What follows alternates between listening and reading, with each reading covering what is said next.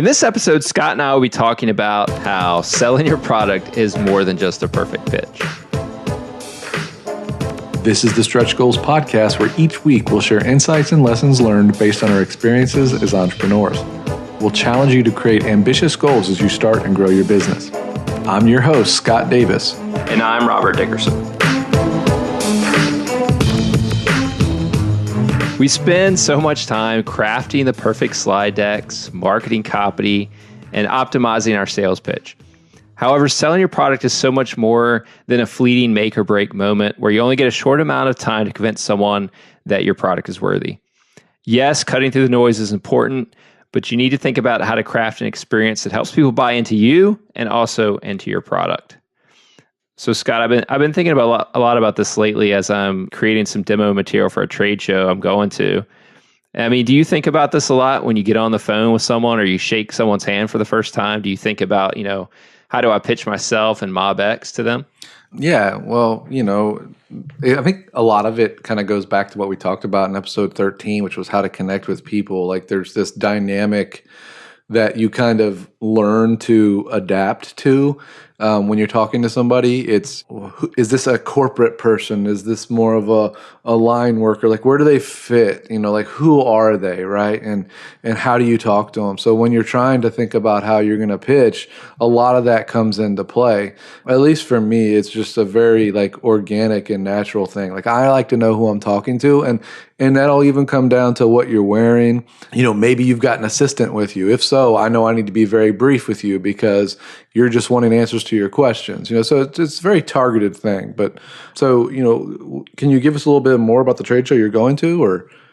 Yeah, so the trade show I'm going to is the Council for Entrepreneur Development. It's a life science conference here in Raleigh. And so I'm going to be showcasing for MapOut some of our digital health apps that we've been developing, and really they're targeted around patients, helping patients manage their care and really make informed decisions about their treatment options. So if you think about, cancer patients or people with chronic illnesses, how do they get education information to really help them over their journey of getting care? And so that's the product that I'm going to be demoing. So I've been thinking about, as I was applying for the conference, what type of materials do I show them that will get them interested? And there's a wide range of people that are going to be at the conference. There's going to be investors. There's going to be companies that are in the life science field.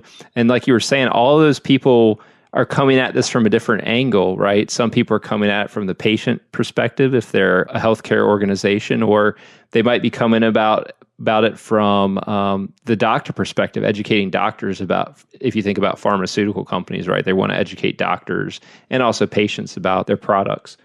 So just kind of thinking about all those things. And I think about if you're just starting your company out, and even myself, I'm just kind of starting into the healthcare space.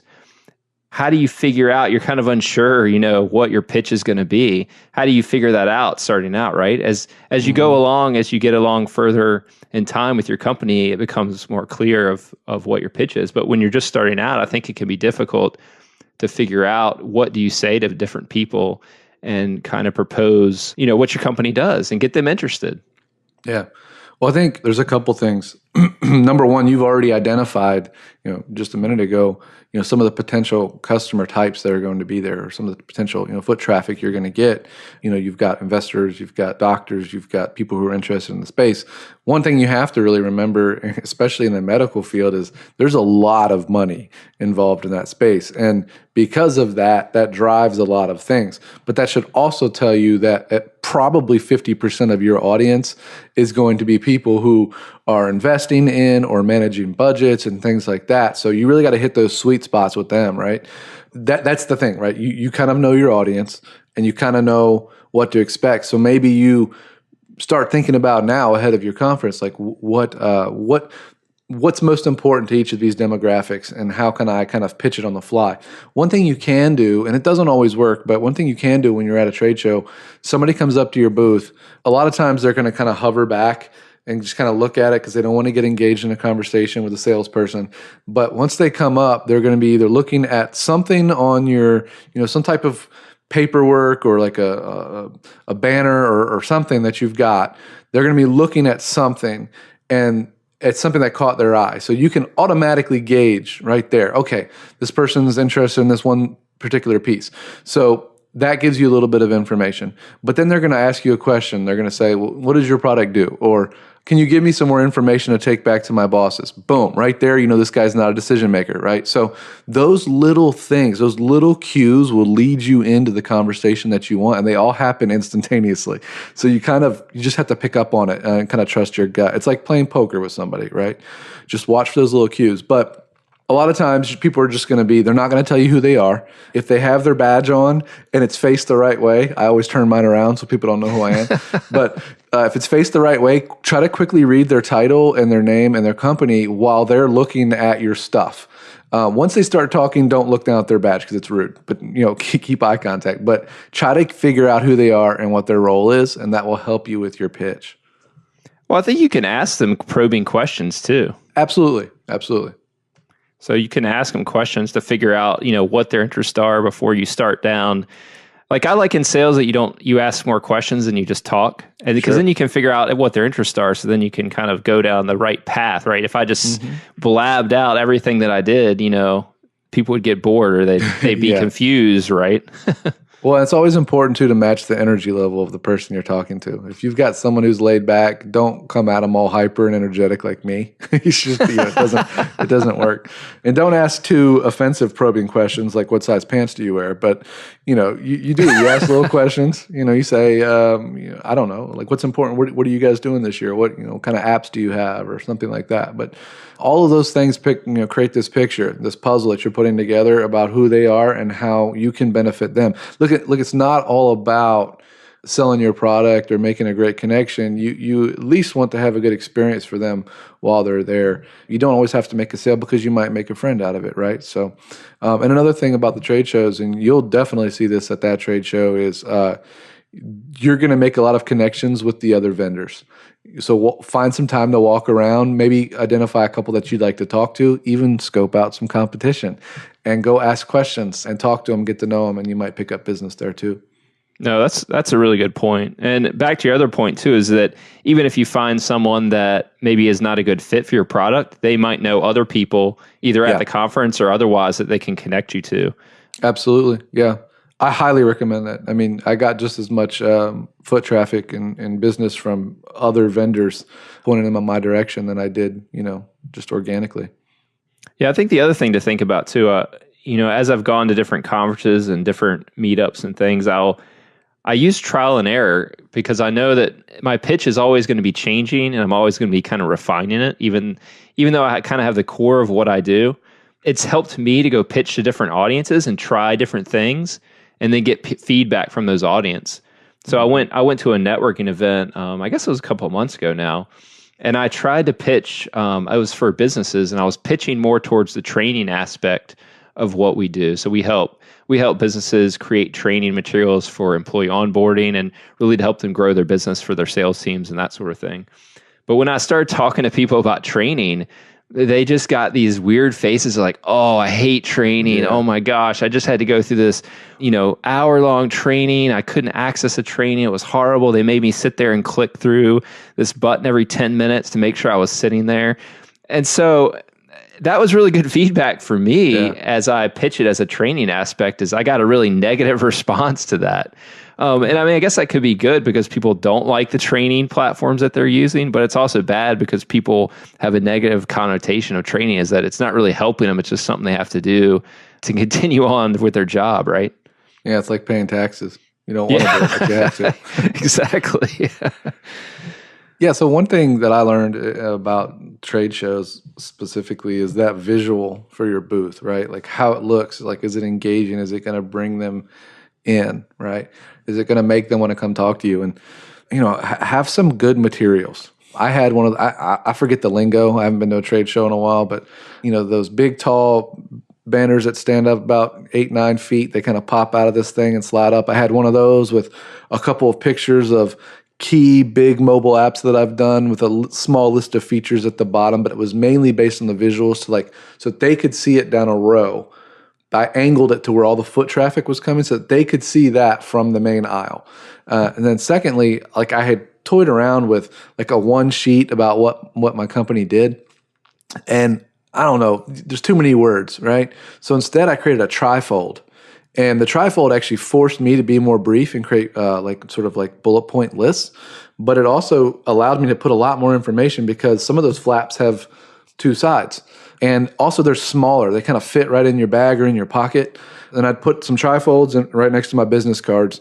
And my business cards actually used to look like an iPhone. So I had like a little glossy material. It was shaped like an iPhone. I had a home button on it. Something different to differentiate me so that they could remember who I was and what I did. But all those things are visual, right? All those things drew people to come into the booth. I didn't have to ask them to come to the booth. I knew what they were there for because they saw it and they walked up to me. So when you're designing what your booth will look like, in your head or, on paper or whatever, start thinking about that. Like what's important? What do you want to bring people in? And try to create, the best visuals possible.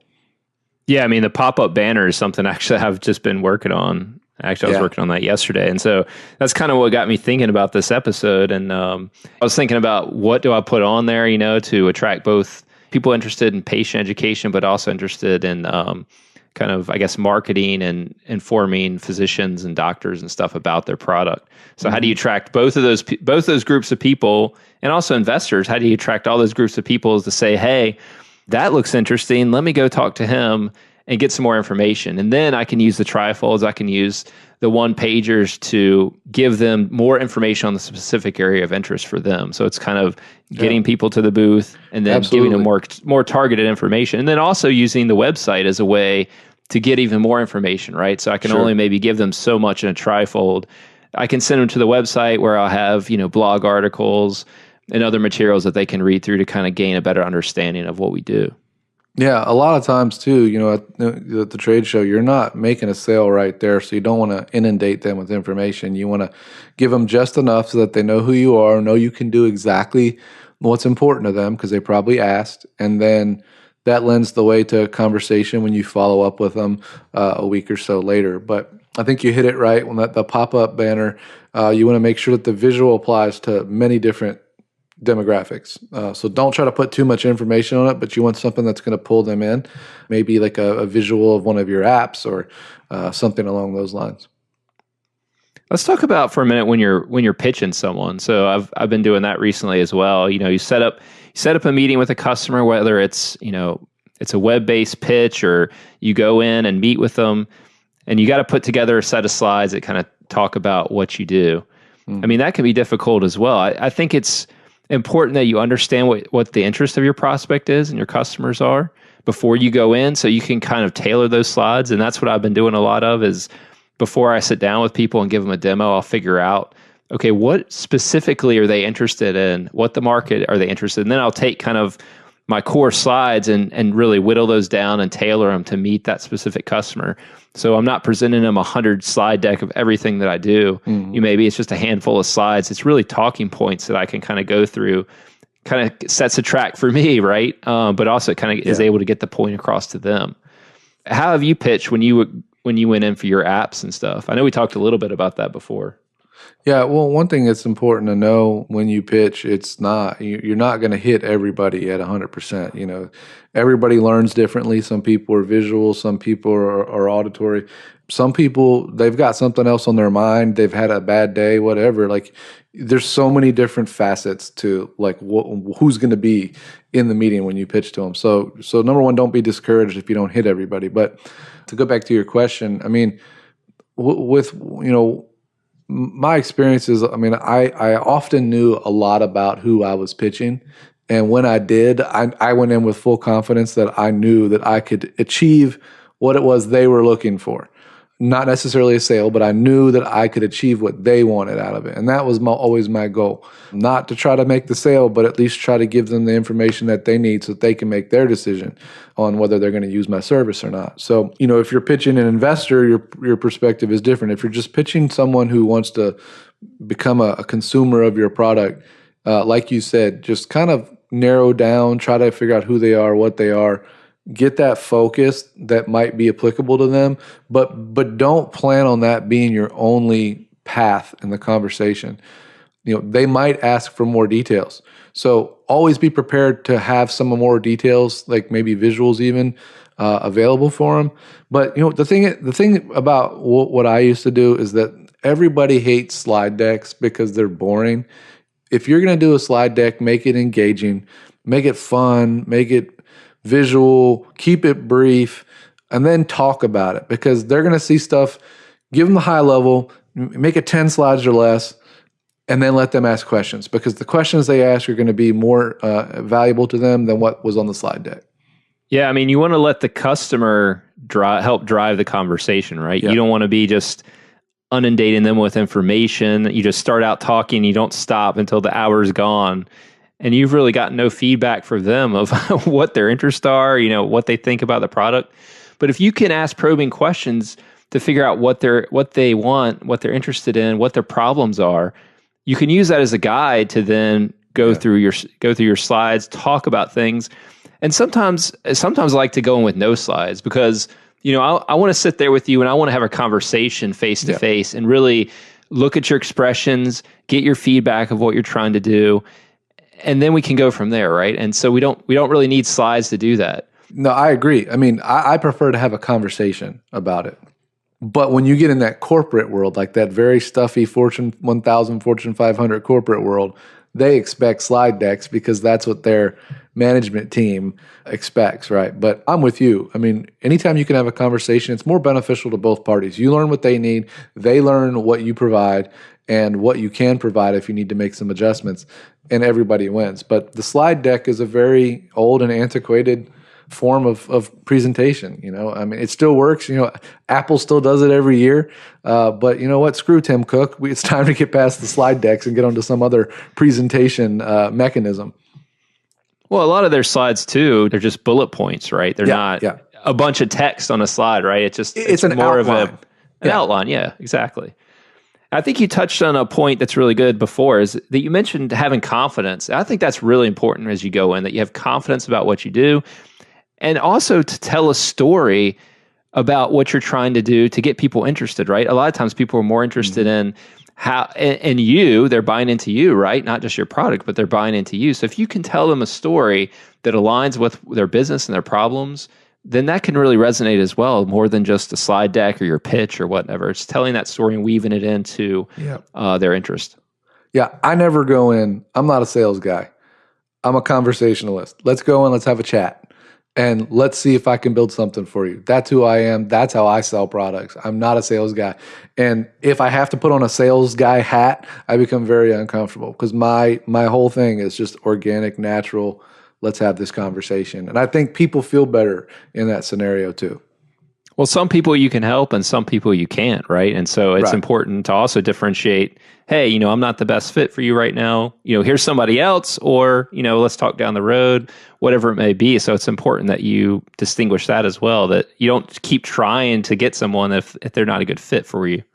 Sure. Yeah. No. And you want the other thing too is you want the information you give them to convey everything that you're talking about too. So make sure your website or your blog conveys that same sense of product and personality that you're bringing to the table. It's obviously easier in a smaller organization when it's just you and some other people. But if you're in a larger company, it's kind of hard to convey that same message across multiple medium. Cool. Well, I think, why don't we wrap this episode up? I think this has been some good talking points. So if you're getting out there and you're pitching your products, we talked about a couple different ways, going to trade shows and really engaging the audience, using trial and error to kind of refine and perfect your pitch. It's something that you're going to be working on all the time. And then really have confidence when you go in and you pitch customers, and don't use a huge slide deck, please. Slide decks are dead. Just kidding. They aren't. They have their use, but I'm just saying we need to make them more fun. Yeah, make it fun. Make it a conversation. Don't make me listen to 100 slides. Thanks so much, guys. Give us a shout on Twitter, on iTunes, on SoundCloud. Let us know what you want to hear about in the podcast. We'd be happy to address it. Thanks. Thanks. See you next week. Thanks for listening to this episode of the Stretch Goals Podcast. You can access the show notes for this episode and listen to other episodes by heading over to stretchgoals.fm.